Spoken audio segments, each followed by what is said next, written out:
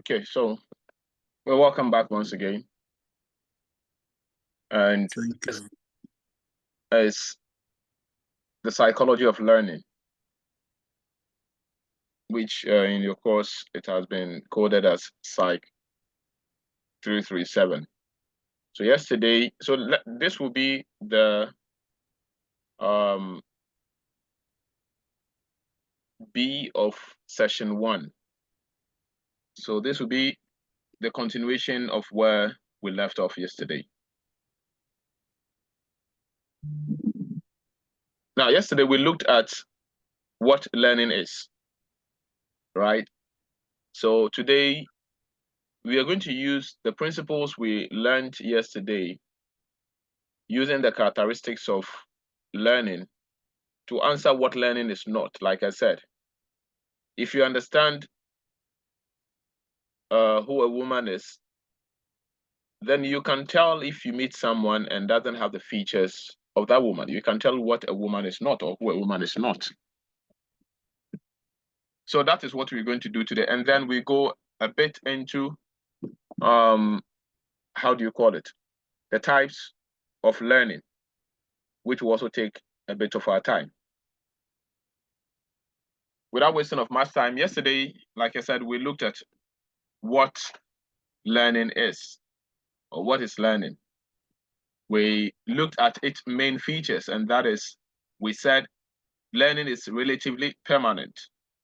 But what is actually permanent? We say a change in behavior becomes relatively permanent due to experience, right?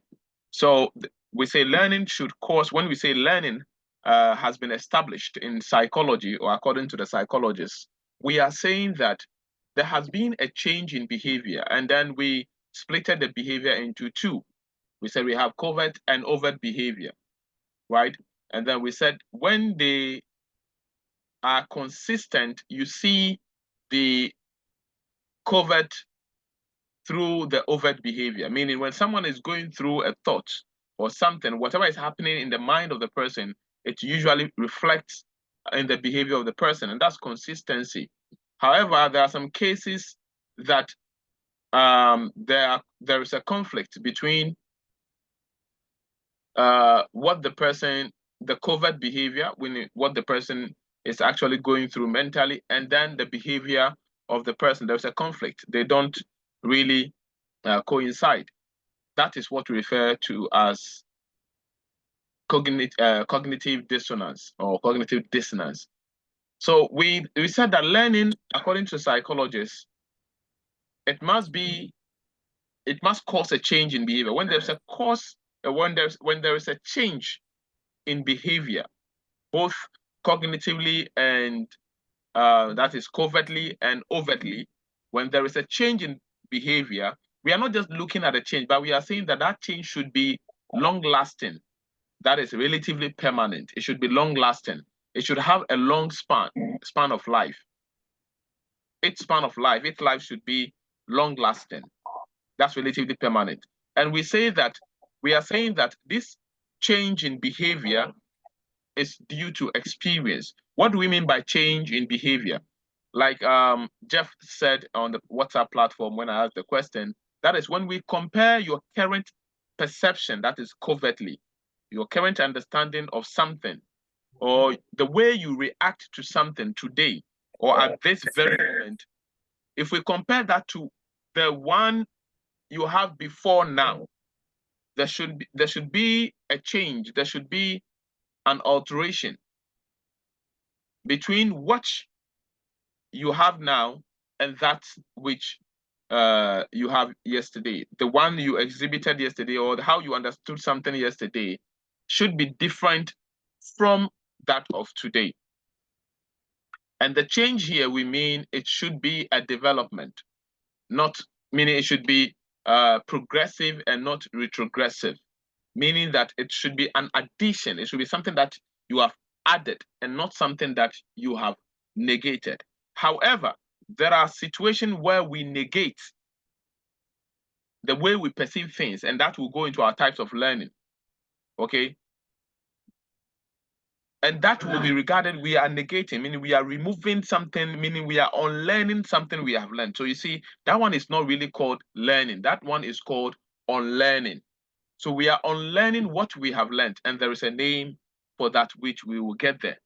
So here we are expected that we are doing what we call positive learning, meaning that we are actually adding up.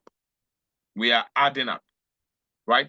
And that is what we call learning. So learning must cause a change in behavior, and that change of behavior must be relatively permanent, meaning its lifespan must be what? Long lasting. And this must be due to conscious experience. This must be due to experience, meaning interaction. You consciously interacted with your environment, and therefore you went through some acquisition. You understand? You went through some acquisition. Now we can tell. Samira gave example of her experience with the thief who came to take her phone from her, and then she analyzed what she went through and she used this to discuss that, and I was actually impressed. Now, this is the best way of learning. Always, I tell you that don't learn this course like one of those courses, you understand?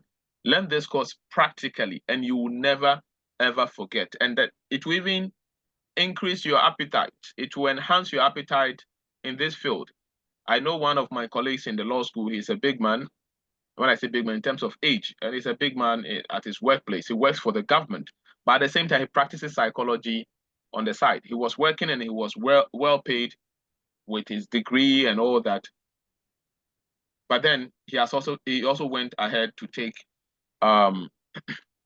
MSc in psychology, meaning Master of Science in psychology in addition. So therefore, he practiced psychology alongside that. So when you understand psychology practical, there's no way you say that you just need your license, you just need to do your master's to get your license for it.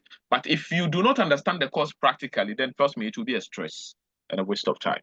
So sometimes use these examples. That's why I said when you were going to answer, I said give examples, use examples. Okay, you all did well, but then the one who had the examples going with the principles had the ultimate impression to make. Okay, so you have a lot of examples, okay, for yourself. But one thing you should know is to make sure that all these three characteristics are in check. They should all be in check. When you say someone has learned something, or this is learning, or I have learned, you must make sure that it was due to conscious experience, meaning conscious interaction with your environment. Therefore, you know that if something was not acquired through conscious experience, we are not going to call that thing learning. If that thing also did not cause a change in your behavior, that thing is also not called what? Learning. And if that thing doesn't have the lifespan of that thing you've acquired, that information or that behavior you've acquired is short, if the lifespan of that is short, we don't call it learning. It must be the lifespan of that acquired behavior should be long lasting. And I think we've done enough of this. Now, let me give you an example citing the example of our sister Samira. Now, Samira made mention that she was standing at a bus stop to board a car in the night, and then a thief attacked her. Now, do you know that when the person attacked you and then you see the knife and everything, let's say even gun, at a gunpoint, your heart will palpitate. You know that your heart will start to beat faster. You understand? Your respiratory system will be elicited to palpitate. You understand? Your heart will be beating faster. Now, your heart beating faster. Do you think maybe that was the first time someone attacked you to steal from you? Do you think we can call it learning? And if not, why? Can someone help with that? Can we call that learning? If yes, why? If no, why?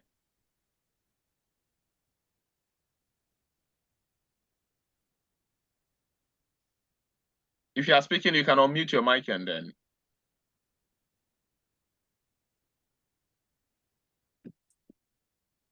Okay, and there was silence. Okay, so the answer is we can't call it learning. Why? Because it is a reflex that when you face a danger, your heart, your respiratory system will palpitate. I don't want to go too deep into it to refresh your mind of biological psychology. That our nervous system is divided into two major parts. We have the central nervous system and then the peripheral nervous system. We say the central nervous system is made up of the brain and the spinal cord. And then we have the others that do not belong to the brain and the spinal cord. And that we refer to that as the peripheral nervous system. They are connected to the brain and the spinal cord, but they are not really part of it. It is not the brain, it is not the spinal cord, but they are connected in a way. They get connected in a way, and we refer to that as the peripheral nervous system. Now, under the peripheral nervous system, we say we have the somatic nervous system and the autonomic nervous system, right? Somatic nervous system controls responses that we are involved, meaning we are conscious of, we consciously respond. For example, me moving my hand or me moving my lips to talk and all that. So that is called voluntary movement or voluntary behaviors. Now, the autonomic nervous system controls behaviors that are involuntary, meaning we don't really consciously push that. We don't put an effort, conscious effort into that, right? So that is the autonomic nervous system, what it controls. Now, under the autonomic nervous system, we say we have the sympathetic nervous system and then the parasympathetic nervous system. Now, remember, this sympathetic and the parasympathetic, they are both under what? They are both under the autonomic nervous system. Autonomic is like automatic. You are not involved. They control involuntary responses, right? And we say that we have sympathetic and parasympathetic. Sympathetic is to arouse you. Like, for example, your respiratory system is controlled by the autonomic nervous system, which is under that we have the sympathetic. The sympathetic controls it. It arouses you. You understand? Arouses you mean like you facing a danger and then your heart palpitates, right? Your heart starts to beat faster. You see a danger and then you are alert. Like you understand, if it's an animal, if it's like a cat, you see the cat, goosebumps around the cat, and you see the hair standing and all that. Human beings also go through that. And with this is automatic. We are not really involved. It happens, right? Although some things that is under the autonomic nervous system can be learned, okay? It can be quiet, and we'll get to that later, okay? Then the parasympathetic, if your heart is beating faster, you don't have, now, when she was going through this, when Samira was going through this, her heart was beating faster, but at a point, it stopped to beat that faster, meaning there was a mechanism that came into place to reduce the palpitation. And that is the parasympathetic nervous system. Now, all this thing that went on, she wasn't involved. She didn't do any conscious effort to actually take care of that. You understand? So we say that this is part of the reflex behaviors. When you are not involved of a behavior that normally comes up, or you put up those behaviors without your involvement, without your conscious effort of acquisition, we say that is not learning. So therefore, under this, it means now we are here. Under this, what learning is not, then we can say reflexes are part of it. Reflexes are controlled. In biological psychology, we say, don't worry, I'm just obsessed with biology, biological psychology. That's the most interesting course in the world. And unfortunately, I'm thinking for my PhD, master's to PhD, I'm thinking of health psychology or forensic psychology or social psychology, which is more political. I had really wanted to do neuropsychology, that's the biological psychology, but due to the law on the other hand, I don't think I'll have enough time. But maybe I will do it.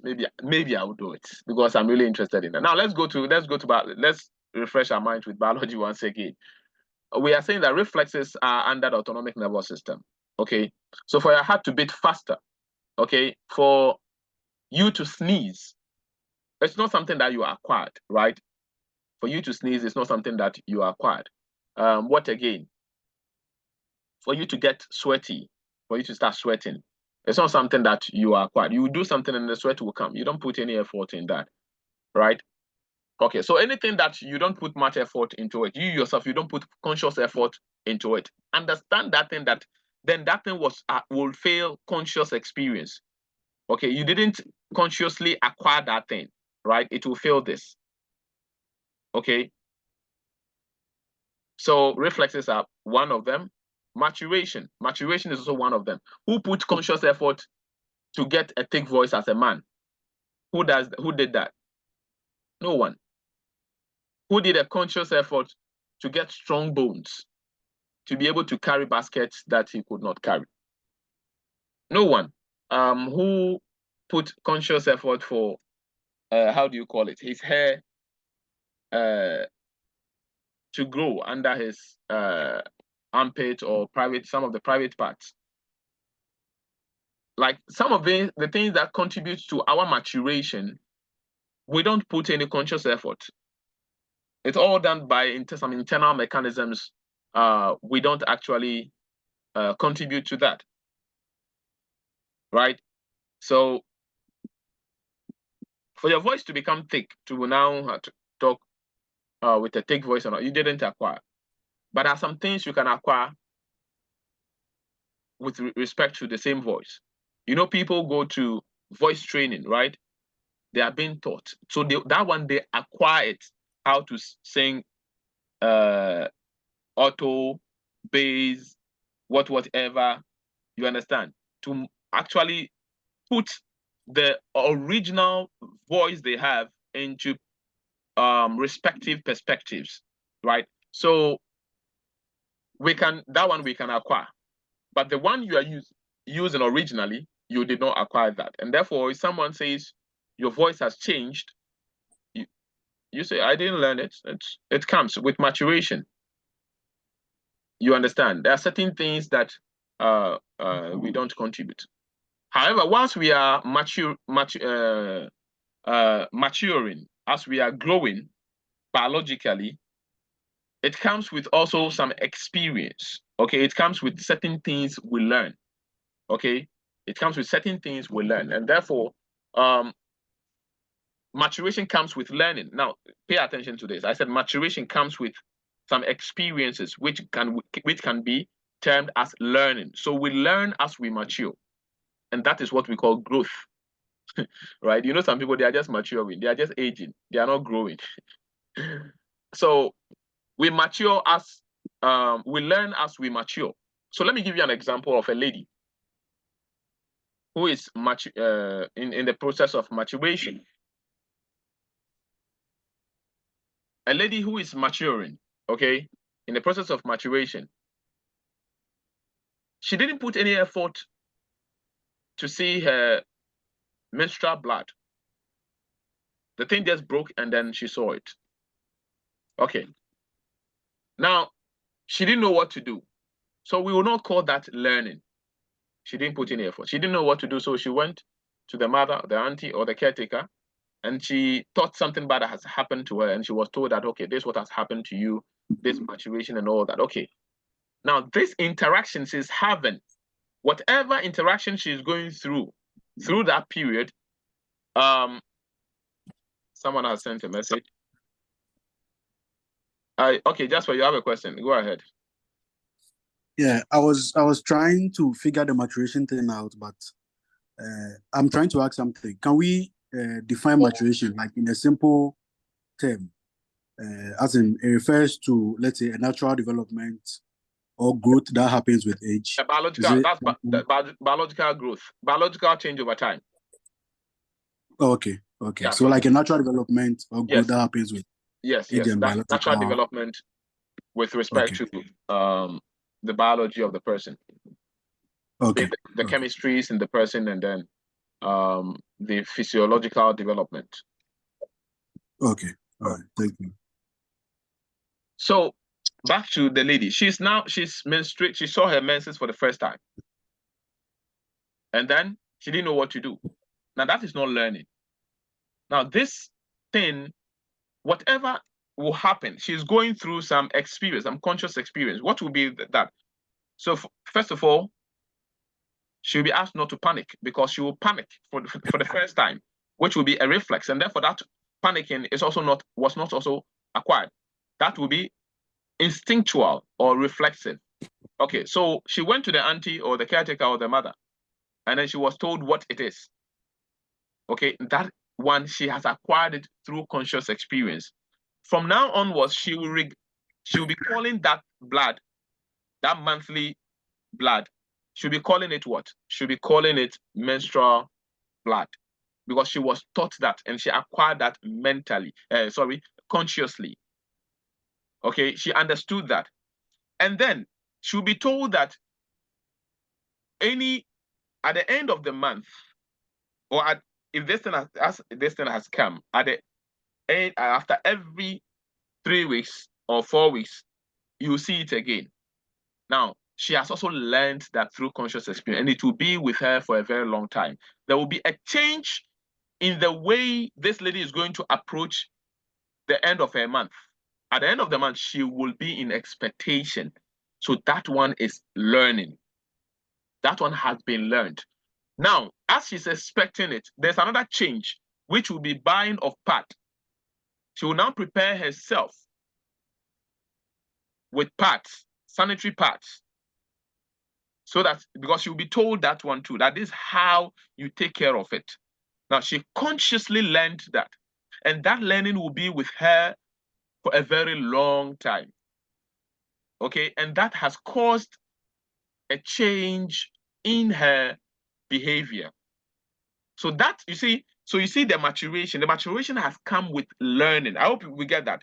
The maturation has come with some conscious interaction with her environment, which has caused a change in her behavior, and that behavior changed, or that altered behavior will live with her for a lifetime until she loses her mind. If in case she loses her mind, then that will be over. That amnesia. Okay, so now we understand this, right? Now, this learning that comes with maturation is known as phase-specific learning. Phase-specific learning. I hope we get that. So the next time you want to talk about how people learn through maturation, or how maturation coincides with certain things, will think about its name or the term given to it. That is phase-specific learning. As you grow to certain phases of life, you acquire certain types of knowledge or learning. I hope you understand. Now, let's move to the next example. I talked about instincts. Okay. I remember when I was in level 200, I learned, I think that was 6 years ago. Not too long ago, though. 6 years ago, I learned from one book, which I've forgotten. I'm specifically mentioning the book so that in case I've forgotten the book I read from, you wouldn't blame me. That salmons, we know salmon, right? Salmon in Ghana, salmon. Salmons, when they are about to die, when they are in the original place of birth, that's in the sea, and they're about to die, they go to where they were born. They go to where they were born and they die there. It's like a Ghanaian traveling outside, leaving his family home, and then when he's about to die, then they bring him home so that he will come and die home. Now, for them, when they're about to die, you see, when you are being born, you don't know exactly where you were born, exactly that place. You don't know. For them, they're able to locate that place. And they go there and die. and it's a science revelation, a scientific revelation. Now, human beings as well.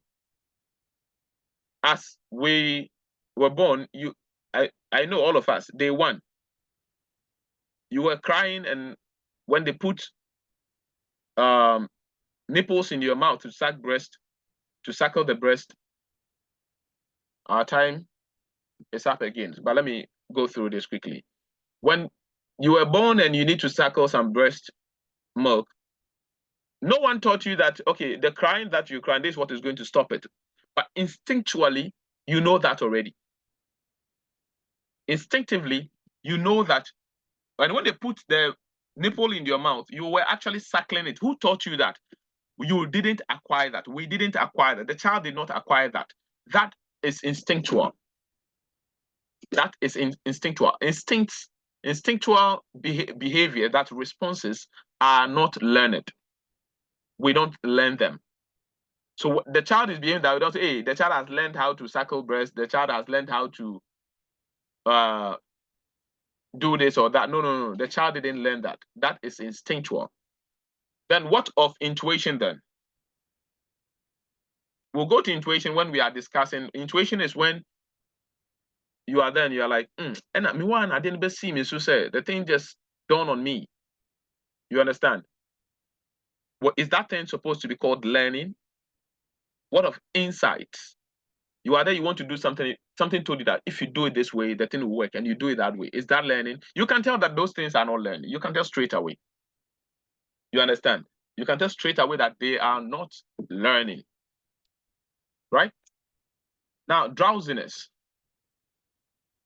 Drowsiness can cause a change in your behavior, true or false? The answer is true. It can cause a change in your behavior, meaning the way you walk and the way you, even the way you pay attention to people. When you are drowsy, you become slow, right? Mentally and physically, you become slow, right? So it causes a change in behavior. Now, it has caused a change in behavior. Maybe, yes, it has caused a change in behavior. But do we say that you acquire that drowsiness due to some conscious experience, conscious interaction with your environment? The answer is no. You didn't learn how to be drowsy. You didn't teach your body, my body, so be drowsy. You didn't do that. Secondly, if you are to sleep and you wake up, it will go. So therefore, it is not relatively permanent, right? Therefore, it is not relatively permanent. Although it has caused a change in your behavior, but it is not relatively permanent, and because its lifespan is very short, and it wasn't due to conscious experience. You understand? You didn't really go through some conscious acquisition process. Good. So let's talk now. I just give this as an example. So anything I thought that will be mentioned. You see, I mentioned intuition, which is the thing dawned on me, and you can tell that this is not learning. Why? Because you put it in the characteristics, and it will not fit in, or it will fail one or two, and then you strike it out, right? So you can tell from that. Fatigue.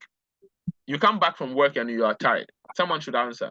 Can you tell that it's learning? If that is not learning, why is it not learning? Yes, straight away, fatigue. It told me, you are tired. My brain, nagaji. In your dento, sorry, I don't know if that's correct with the airway. But then you are tired. Say in your dento, I'm a very big benam. Now, that thing, is it actually learning? Fatigue, when you get tired, is it learning? No. Okay. Can someone tell why it's not learning? But before that, tell me what is fatigue, how you call fatigue in Ewe. Why is fatigue not learning? We have only 6 minutes to leave. Fatigue is not learning because you can't tell yourself to be tired. Yes, you didn't really go through. So what will it fail in the characteristics? What will it fail in the characteristics? Okay. Fatigue is not learning because it's a mental exhaustion. So it can affect. Okay, so just tell me what it will fail in the 3 characteristics we gave.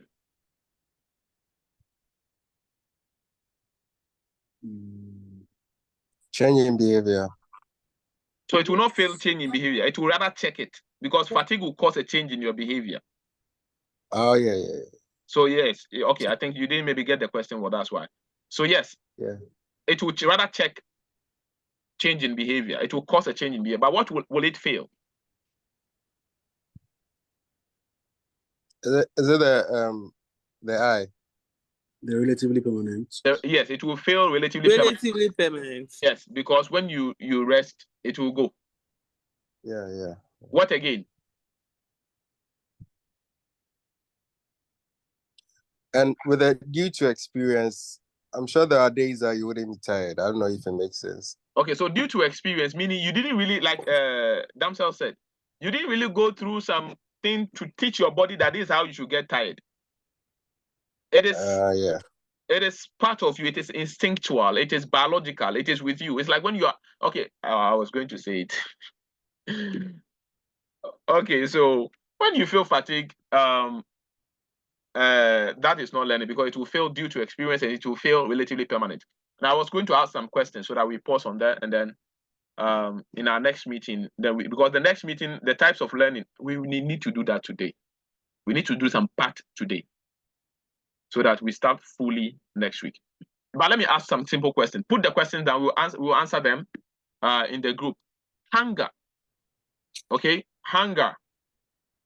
Feeling sleepy. How do you call it? Feeling horny for sex. Okay. Will that be regarded as learning? If you are feeling hungry or feeling the urge for sex or feeling sleepy. I know you know the answer already, but tell me the things they will fail. Okay, and what it will check and why it is not learning. But that one will be in the group on the WhatsApp platform. So write them down so that you answer them when we are away from here. Now, this are the two things I would like us to discuss with our few minutes left. I don't know if the time will permit us, but let's do our best with it. If not, then we continue with our next meeting. There are some questions here. Question. Okay, reflex fatigue. Can I refer to reflex? Okay, let's talk. That will take some time. I will not answer that now. We have only 2 minutes. Let's go. So types of learning. We'll be discussing. You see this 3 and 4. We will leave them for later because that one will be very deep. But habituation. Let's talk about habituation. Habituation is a form of learning. Okay. What is habituation in the first place? So habituation is when your response to a stimulus become normalized. What do we mean by normalized? Like I'm speaking layman's English. Like it become normal. You don't really respond to the thing how you were responding to it from the beginning. Meaning you become used to it. Sometimes we call it in biology and psychology as sensory adaptation. You become used to the thing, right? Yeah. It's like usually when people come back from abroad for the first time, the first day we go receive them, and then they come to stay in the house, and the first day we fetch water for them and all that. It will get to a time, they become one of us. We become when you enter some places, sometimes you realize that the place is kind of having a bad scent, a bad smell. But then within some time, you realize that you don't perceive that smell again. Right? That is habituation. You have your system has and this one is not you weren't involved though, but your system is created with some mechanisms in that way that they are habituative to situations. They become used to certain stimuli. You understand? You become used to. You are about to sleep. The guy doesn't want to off the light. Sometimes you become used to, and then you sleep. But before you couldn't sleep. When your husband, kisses you for the first time, like the instant, you feel some kind of response. You respond to it in a certain gravitative way. You understand? Very exciting. But if you continue the same lips for 1 hour, imagine you now start feeling pain. Or if it continues for the next 5 minutes, you don't feel as the way you felt from the beginning. It wouldn't elicit any new response. We call that habituation. So habituation is when your system, your system, how do you call it? Your sensory system becomes used to the stimuli around. You understand? Now I'm using layman's English for this, but this is how you have to understand the course. Understand them like I use something like sensory adaptation and all that. Understand them practically like that, and then you'll be good without thinking of technical terms. On this note, we end today's class, and like you see the way we are doing it by bit. Make sure you revise it as we have taken it.